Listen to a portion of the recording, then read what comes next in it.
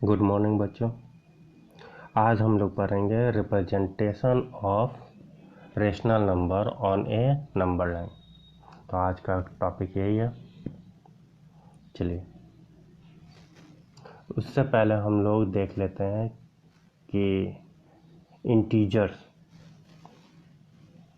Integers कैसे number line पे represent होते हैं। तो सबसे पहले आप क्या करेंगे, एक लाइन ड्रॉ करेंगे और लाइन पे एक पॉइंट दे देंगे। पॉइंट को मार्क कर देंगे 0 से। फिर दूसरा पॉइंट देंगे राइट साइड में, उसको मार्क कर देंगे 1 से। फिर तीसरा पॉइंट देंगे, फिर उसको मार्क कर देंगे 2 से, और ऐसे ही आगे बढ़ता जाएगा। ठीक है। सेम काम लेफ़्ट साइड में करेंगे। 0 के लेफ़्ट में एक पॉइंट देंगे, उसको मार्क कर देंगे -1 से। फिर -1 के लेफ़्ट साइड में एक पॉइंट देंगे, उसको मार्क कर देंगे -2 से। ऐसे ही आगे बढ़ता जाएगा। खास बात क्या होना चाहिए कि दो कंसेक्यूटिव इंटीजर के बीच की दूरी हमेशा सेम होना चाहिए, यानी 0 से 1 के बीच की दूरी और 1 से 2 के बीच की दूरी और 3 और 4 के बीच की दूरी, -2 और -3 के बीच की दूरी क्या होना चाहिए, सेम होने चाहिए। ये आप लोगों को पता होगा आई थिंक। तो दो कंसेक्यूटिव इंटीजर के बीच की दूरी क्या होना चाहिए, सेम होना चाहिए।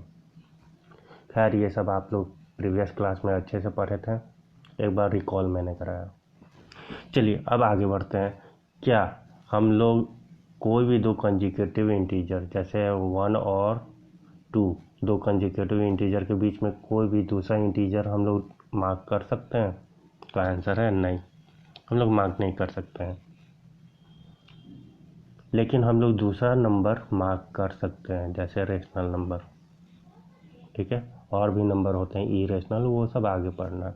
ठीक है, चलिए आगे बढ़ते हैं।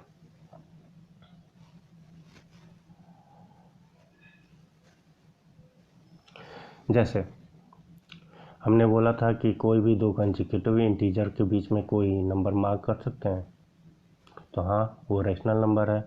तो जैसे दो इंटीजर है आपका, दो कंसेक्यूटिव इंटीजर 0 और 1, तो ये दोनों कंसेक्यूटिव इंटीजर है। तो उन दोनों के बीच के डिस्टेंस को हमने बिग यूनिट लिया। क्लियर? उसको क्या मान लिया, बिग यूनिट। अब उसके बीच में जो हम लोग मार्क करेंगे रेशनल नंबर को, तो हम उसके लिए पार्टीशन करते हैं, यानी इस बिग यूनिट का पार्टीशन करते हैं स्मॉल यूनिट्स में। और ये स्मॉल यूनिट कितने होंगे, ये कैसे पता चलेगा? तो ये डिनोमिनेटर से पता चलता है। रेशनल नंबर के डिनोमिनेटर बताता है कि कितने स्मॉल यूनिट बिग यूनिट में होंगे। तो डिनोमिनेटर यहाँ पे कितना है, 10, तो इसमें कितना स्मॉल यूनिट होगा, तो 10 स्मॉल यूनिट। यानी 0 से 1 के बीच में छोटे छोटे 10 स्मॉल यूनिट्स होंगे। ठीक है, 10 स्मॉल यूनिट्स हैं और ये सभी आपस में बराबर दूरी पे होने चाहिए। क्लियर? और इस तरह हम लोग क्या करते हैं, फिर न्यूमरेटर को चेक करते हैं। ये रहा न्यूमरेटर। तो यानी 0 से हम आगे बढ़ेंगे तो न्यूमरेटर देखेंगे कि कितना स्मॉल यूनिट हमें आगे बढ़ना। अगर न्यूमरेटर अगर आपका 5 है, जैसे यहाँ पे न्यूमरेटर क्या है 5, तो हमें इतना स्मॉल यूनिट आगे बढ़ना है, 5 स्मॉल यूनिट 0 से आगे बढ़ना है। क्लियर? तो 5 स्मॉल यूनिट हम 0 से आगे बढ़ेंगे और ये जो आपका होगा वो आपका 5/10 को रिप्रेजेंट करेगा। अगर हमें 8 है न्यूमरेटर, तो हमें 0 से 8 स्मॉल यूनिट तक हमें आगे बढ़ना है राइट साइड, क्योंकि ये पॉजिटिव है तो हमें पॉजिटिव की तरफ यानी राइट साइड की तरफ बढ़ना है। और ये 8/10 क्या होगा हमारा स्मॉल 8/10 आपका रिप्रेजेंट यहाँ पे होगा। और 8 कहने का मतलब है 8/10 कहने का मतलब है कि 8 स्मॉल यूनिट हम आगे बढ़ेंगे। ठीक है, क्लियर? अब हम आगे देखते हैं।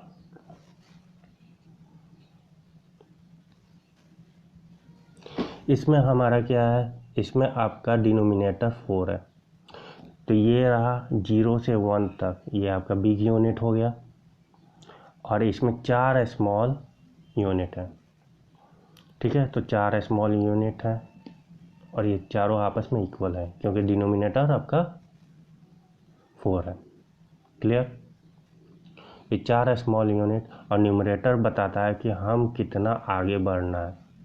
ठीक है, तो यहाँ पे आप देखेंगे कि यहाँ पे 1 है तो हम 1 स्मॉल यूनिट आगे बढ़ रहे हैं, तो यहाँ पे पहुँचे। यहाँ पे 1/2 बता रहा है, तो 1/2 एक्चुअल में 1/2 नहीं है, यहाँ पे 2/4 है। 2/4 है, यानी 2 यूनिट हम स्मॉल यूनिट हम आगे बढ़ रहे हैं। यहाँ से 1 स्मॉल यूनिट फिर 2 स्मॉल यूनिट यहाँ पे पहुँचे तो 2/4 हुआ। अब 2/4 को हम सिंपलेस्ट फॉर्म में ऐसे लिखते हैं, 1/2 लिखते हैं। क्लियर? उसके बाद 3/4 यानी 3 स्मॉल यूनिट हम आगे बढ़ रहे हैं। तो न्यूमरेटर देखते हैं कि हमें कितना स्मॉल यूनिट आगे बढ़ना है। क्लियर? ऐसे ही 5 अगर डिनोमिनेटर 5 होता है तो हम ऐसे कर सकते हैं ये तरीका से। बिग यूनिट कितना होगा, तो 2 कंजिक्यूटिव इंटीजर के बीच का दूरी बिग यूनिट हो जाएगा और स्मॉल यूनिट डिनोमिनेटर से रिलेट होगा कि कितना स्मॉल यूनिट बन रहा है, एक बिग यूनिट में कितना स्मॉल यूनिट है। तो हमें 3/5 को रिप्रेजेंट करने के लिए सबसे पहले 2 कंजिक्यूटिव इंटीजर के बीच में पार्टीशन करेंगे। कितना, तो 5 यूनिट स्मॉल यूनिट। ओके, तो 5 स्मॉल यूनिट हमने पार्टीशन कर दिया है। अब ये 5 स्मॉल यूनिट पार्टीशन करने के लिए हमें कितना पॉइंट मार्क करना है, तो 1 2 3 4, जितना भी स्मॉल यूनिट हमें लेना होता है उससे एक कम पॉइंट मार्क करना होता है, यानी 4 पॉइंट से हमारा 5 स्मॉल डिवीज़न बन गया। एक स्मॉल डिवीज़न 1 2 3 4 और ये 5, देख रहे हैं। तो 4 पॉइंट अगर हम मार्क कर दिए बीच में तो हमारे 5 स्मॉल डिवीज़न बन गए। अब इसमें हमें न्यूमरेटर चेक करना है, न्यूमरेटर कितना है 3, तो हमें 3 स्मॉल यूनिट आगे बढ़े हैं और हम जहाँ पे पहुँचे तो वो आपका क्या हो जाएगा 3/5, वही आपका नंबर लाइन पे रिप्रेजेंटेशन हो गया। क्लियर? अब इसके बाद जैसे 7/3 को रिप्रेजेंट करना है, तो 7/3 को रिप्रेजेंट करना है तो ये तरीका है। हम क्या करेंगे, बिग यूनिट में हमारा 3 क्या है, तो 3 डिनोमिनेटर है, तो 1 big unit equal to 3 small unit. तो हमने क्या किया, 0 से 1 के बीच में 3 पार्टीशन कर दिया, स्मॉल पार्टीशन कितना हो गया 3। वैसे ही 1 और 2 के बीच में स्मॉल पार्टीशन, 1 और 2 के बीच में स्मॉल पार्टीशन कितने हैं, तो 3 पार्टीशन है जो स्मॉल यूनिट्स हैं। ऐसे ही 2 और 3 के बीच में भी 3 स्मॉल पार्टीशन है। अब हमें 7 बोल रहा है तो हमें कितना आगे बढ़ना है, 7 तक बढ़ना है। तो 7 तक बढ़ना है यानी 7 स्मॉल यूनिट बढ़ना है, 1 2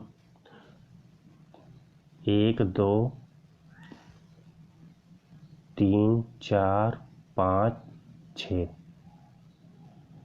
7, यहाँ पे पहुँच रहे हैं तो 7 हो रहा है, 1 2 3 4 5 6 7 पहुँच रहे हैं, यहाँ पे 7 हो गया। 7 स्मॉल यूनिट पहुँच रहा है तो यहाँ पे 7/3 को रिप्रेजेंट हो गया यहाँ पे। तो हम मिक्स फॉर्म में क्यों लिख रहे हैं, तो इससे हमारा एक आसानी होता है, हम केवल जैसे ये जो होता है ये आपका बिग यूनिट को, ये जो इंटीजर होता है वो बिग यूनिट को रिप्रेजेंट करता है। जैसे ये 2 है तो ये बिग यूनिट यहाँ तक पहुँच गए 1 और 2, हम डायरेक्ट यहाँ 2 तक पहुँच जाएंगे।